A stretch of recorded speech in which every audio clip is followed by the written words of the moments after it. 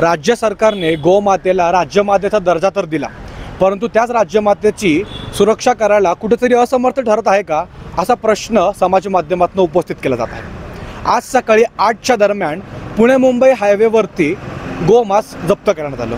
650 किलोचं गोमांस जप्त केलं गेलं होतं आणि ज्यांच्या नेतृत्वाखाली हे केलं गेलं। आता आपल्या सोबत आहेत प्रमोद घुले पाटील, आपण त्यांच्याकडून जाणून घेऊयात नेमकी पूर्ण परिस्थिती काय होती आणि कशा प्रकारे त्यांना पकडले गेले आणि पुढे आता यांच्यावर काय कारवाई होणार आहे।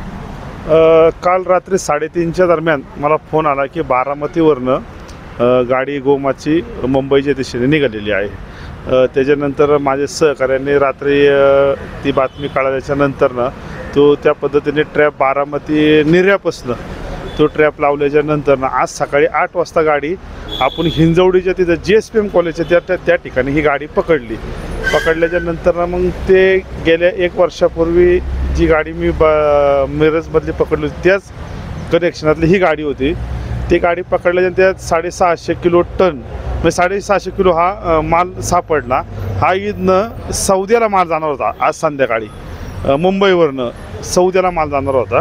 मी याच्या आधी पण या लोकांना सांगितलेलं आहे, बाबा या गोष्टी तुम्ही बंद करा, नाहीतर मी तुम्हाला गोळ्या घालीन, हे मी त्यांना त्यावेळेस सांगितलं होतं। पण आता इथनं पुढं या गोष्टी मला कराव्याच लागणार आहेत, कारण का ही डोकरं ही माजलेली आहेत। या डोकरांना असं केल्याशिवाय आमच्या गोमातेला न्याय मिळणार नाही।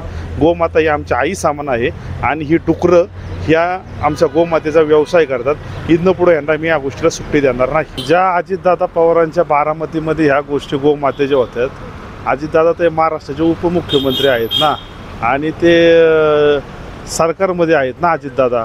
आता अजितदादांनाच ह्या गोष्टींची थोडी काळजी घ्यावी। गोमातेला द्या न्याय। आता तुम्हीच आमच्याकडनं तर तुमच्याकडनं आम्हाला खूप अपेक्षा आहेत, तुम्ही ह्या गोष्टी कराव्यात। परंतु दादा आता आपण बघतोय की ह्याच्या आधी देखील म्हणजे थोड्याच दिवसापूर्वी अजितदादांचं एक स्टेटमेंट होतं की गोरक्षकांना आवर घाला, असं अवैधपणे तुम्ही गाड्यांची तपासणी करू शकत नाही। परंतु जर अशा प्रकारे जर तपासणी झाली नसती तर हे कुठे ना कुठेतरी ही लोक मोकाट सुटली असते।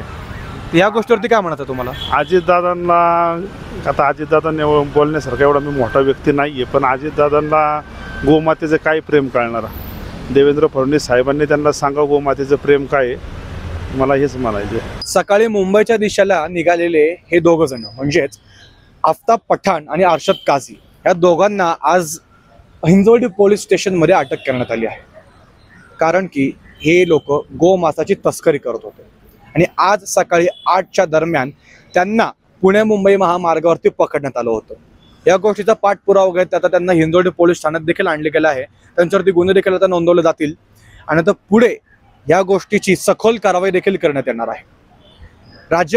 गोमातेला राज्यमातेचा दर्जा तर मिळाला, परंतु ह्या राज्यमातेच्या सुरक्षेची जबाबदारी कोण घेणार हा प्रश्न उपस्थित केला जात आहे। न्यूज.साठी मी अंशुक काशीद।